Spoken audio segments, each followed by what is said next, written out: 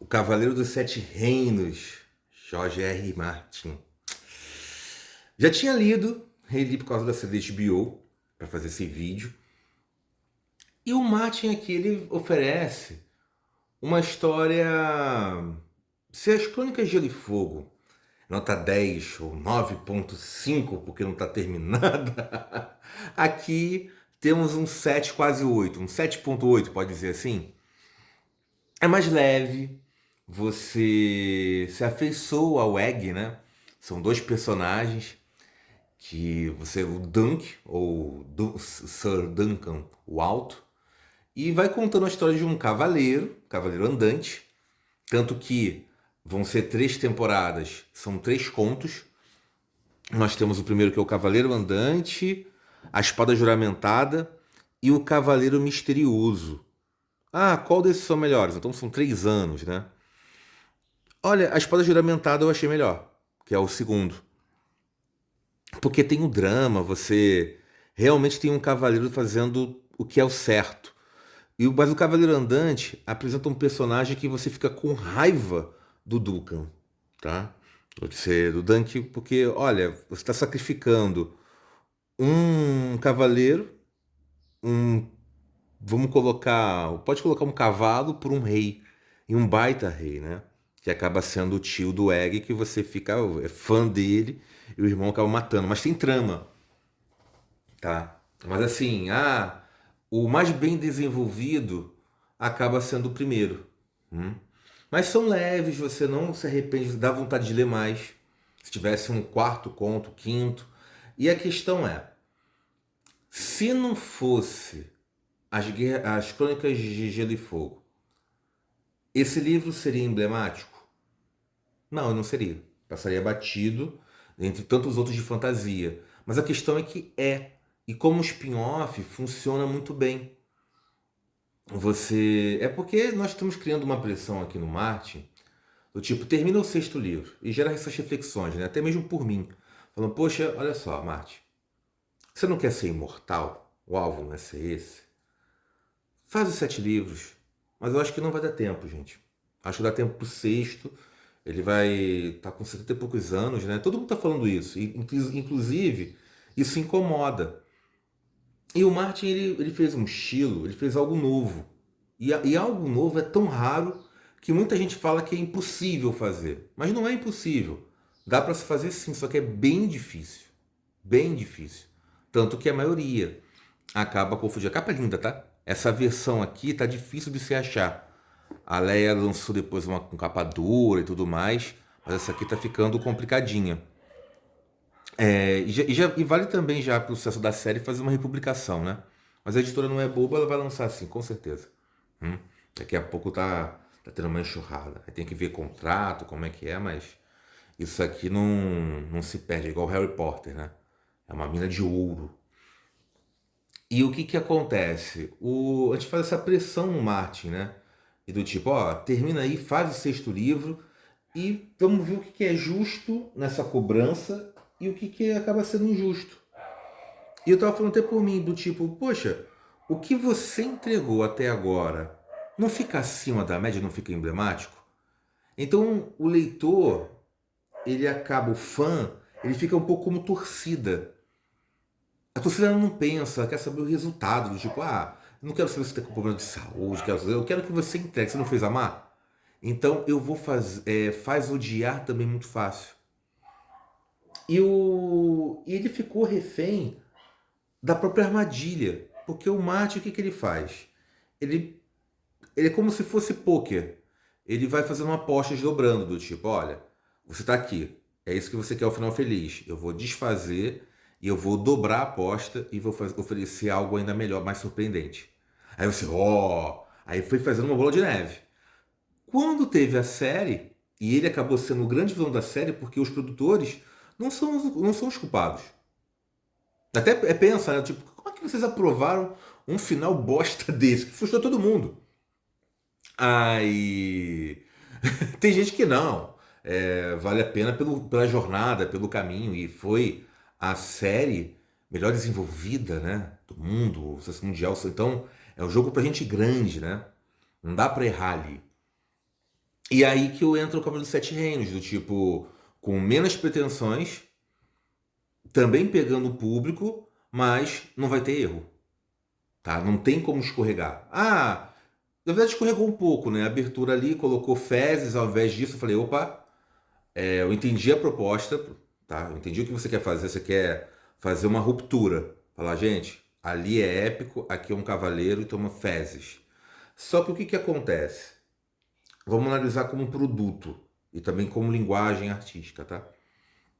Como produto, a abertura do Game of Thrones e a Casa do Dragão são emblemáticas, é como se fosse uma assinatura. Você espera para assistir. Hum?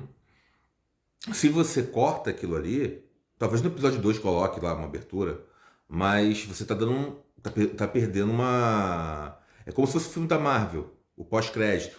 Você tá perdendo uma coisinha ali. E não se perde, tudo tem que ser somatório para você vender. Hum? Mas em compensação, como linguagem artística, eu quero fazer uma coisa diferente. Tá, não pode ser melhor, uma coisa ruim. Eu quero chocar. Eu quero pegar o público. Incomoda? Arranhou. Tá? Então, não é para errar ali. Ali é só para acertar, a gente para ser leve.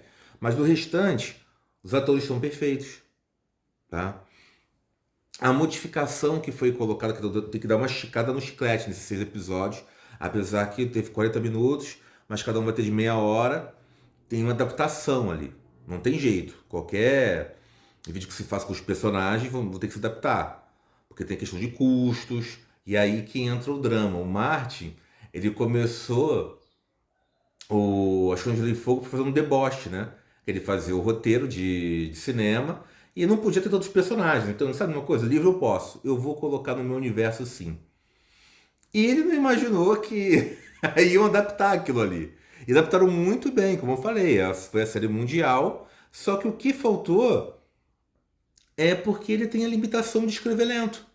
Junta a pressão para escrever ainda rápido e se embolou. E a questão da dobra de aposta. Dele subverter o que ele entrega para algo melhor e o pessoal não ter gostado. Aí ele, calma aí que eu tô refazendo. Também ele leu muitos comentários, o pessoal adivinhando coisas que ele, pô, é o que eu queria, depois ele vou fazer diferente. E não ficou legal, tá? Então dá tempo ainda de consertar? Dá mais por ele. Tanto que eu falei com um amigo meu, né? Ele falou, aí eu, pra você, quem é que assume aí? Quem consegue reescrever do mundo? Aí eu, o pessoal tá dizendo que é o Brandon Sanderson. Mas eu conheço a capacidade do Brandon Sanderson. O único para mim que consegue escrever como o Martin escreve é o próprio Martin. Os livros são dele. Hum? A epopeia é dele, a jornada é dele. A odisseia é dele. Então é ele que tem que escrever, ele que conhece esse universo. Qualquer outro que faça é manco. Não vai ser a mesma coisa. Tá? O Patrick Rothfuss não vai ser. Se vir aqui para cá, e aí? Não é a mesma coisa. Não é a mesma coisa. Hum? Não, mas consegue sim. Não é, o nível dele não é. Hum. Então ele tem que completar essa jornada. A pedra é dele para carregar, para subir a montanha, né? E não pode nem voltar para trás. Ai, ai, mas é verdade. Aí ele vai conseguir? Como eu falei para vocês, não, eu acho que não vai dar tempo. Acho que nós vamos ficar. Vai se lançar sim o sexto livro. Isso achismos, tá, gente? E o sétimo, com esse ritmo de 10, 15 anos, o tempo para mim vence aqui. Hum? Mas aí o que nós temos que fazer essa negociação conosco, se o que foi ofertado foi o bastante. Me gerou frustrações, tá? Eu falei, a forma que eu tô resolvendo a minha frustração é do tipo, é como se fosse no RPG, eu lembro disso. Até que esse vídeo tá ficando longo pra caramba, né? Mas vamos lá. É como se fosse em termos do RPG.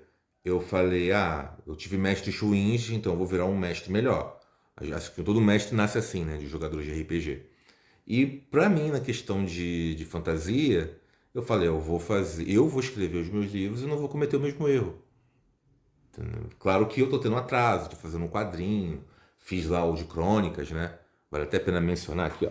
Ó, tá aqui, ó. Aí, a comparação do tamanho.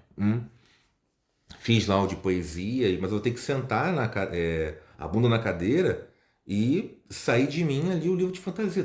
A história tá pronta, né? Porque já foi jogado e tudo mais. Mas uma coisa é você ter ideia, outra coisa é você sentar e escrever.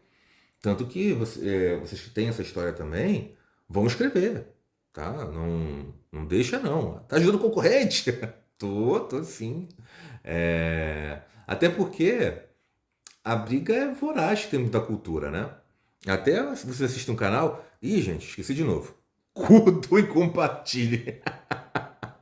Mas tô falando sério, a questão de vocês lerem, de até assistir aqui, deu uma raiva, teve um. Nem raiva, né? Frustrações, vamos dizer assim.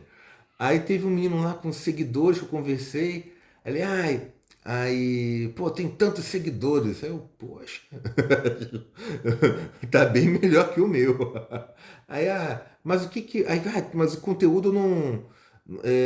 Não coloco nada não, não tem nada disso não. Eu, o quê? Assim, eu sei disso, né? Mas na cara, assim. Mas o que importa é que é diversão, o pessoal tem. Aí eu falei, é. Aí eu coço, falei, cara, tudo que eu abomino na internet, né? O pessoal coloca edição e tudo mais, eu mesmo sei editar e preferi essa coisa aqui corpo a corpo com vocês, né? E tem aqueles que gostam, que vêm aqui realmente pelo conteúdo e como que eu agradeço nessa interação. Por mais que tenha tido assim alguns. Acho que eu cometi alguns erros de escolha. Acho não, tenho certeza, né? Porque o que que acontece? O cara a cara não mostrar atrapalha pela questão de costume. Eu quis muito que a obra fosse o foco. E também ficou mais para dos quadrinhos. Como eu amo quadrinhos, então vale, mas na hora de dividir para o livro, sempre as visualizações decaem muito, né? Agora, o estilo para mostrar do autor que eu sempre leio, né? Essa aqui é coisa boa do Martin. Você pode escolher qualquer página que você quiser e você vai ter uma boa leitura, tá? Ele é bom, ele é bom.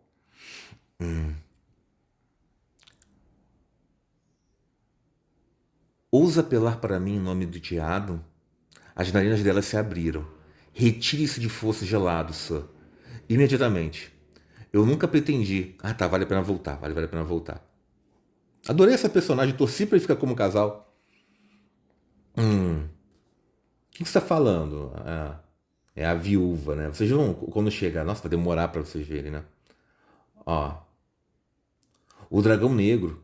Você jurou sua espada para um traidor, pateta. Você comeu o pão de um traidor e dormiu sob o teto de um traidor. Senhora, ele disse tateando, o dragão negro foi há 15 anos. Isso é agora, e há uma seca. Mesmo que tenha sido rebelde antigamente, Sir Astance ainda precisa de água. A viúva vermelha se levantou e alisou a saia. Melhor que reze pela chuva, então. Por chuva, né? Foi quando o Duque se lembrou das palavras de despedida de Osgry no bosque. Se não lhe der uma parte da água para o seu próprio bem, faça pelo filho dele. O filho dele? Adam, ele serviu aqui como pajem e escudeiro do seu pai. O rosto da senhora Rohane era uma pedra. Aproxime-me. Ele não sabia o que mais fazer além de obedecer. O estrago, o estrado acrescentava quase meio metro à altura dela. Mesmo assim, Dunk era mais alto. Ajoelhe-se, ela disse. Ele se ajoelhou. Ela lhe deu um tapa com toda a sua força, e era muito mais forte do que parecia. A bochecha dele ardeu, e ele sentiu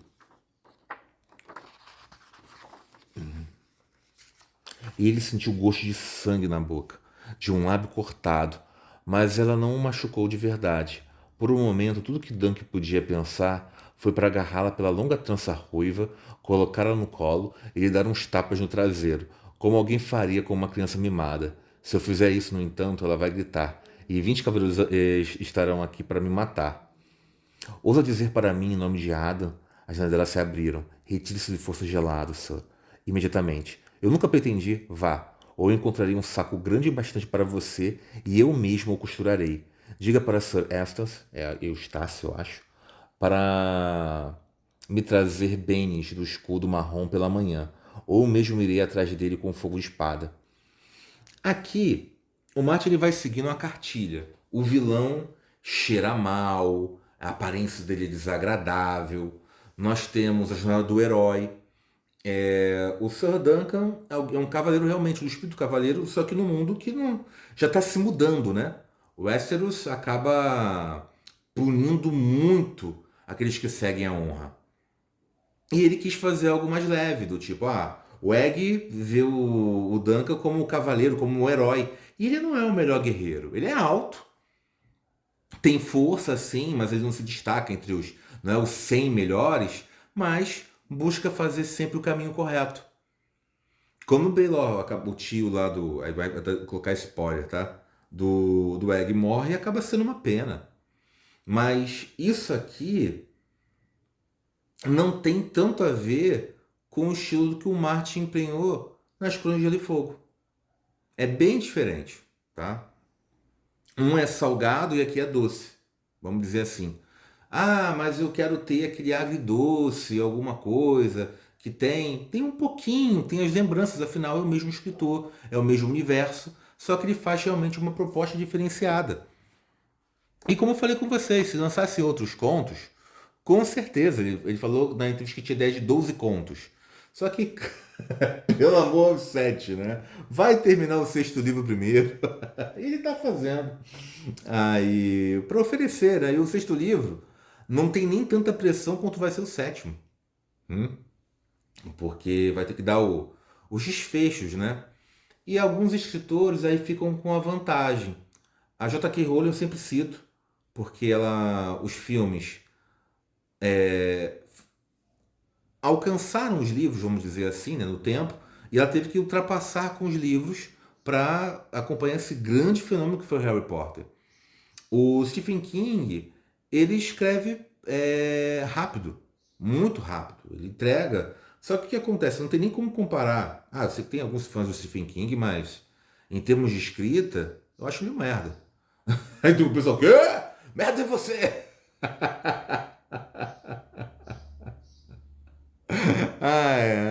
É a sua opinião, é achismo, como é que pode? Não tô falando que ele não manda bem às vezes, tá? Mas eu tô falando em termos de técnica americana, é muito pobre. Quando você compara o próprio Martin, tá? Stephen King com o Martin é que acaba sendo o genuíno ali. O ouro puro. O King é muito pobre a escrita, obedece é uma escola. E aqui o Martin tá obedecendo uma escola, o livro de receitas. Funciona, é gostosinho? É. Todo mundo gosta de feijão e arroz, né, gente? Batata frita ou bife? Fere alguém? Não, né? A gente pode comer todo dia isso aí e não enjoa. Mas de vez em quando você quer uma comida diferente. Você quer uma comida mais sofisticada.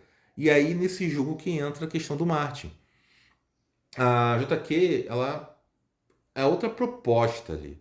Ali é o mundo colocado, é a fantasia que você vai emergindo. Ela me lembra muito o Neil Gaiman, da questão. Só que o Neil Gaiman também é mais sofisticado, né? Mais literário.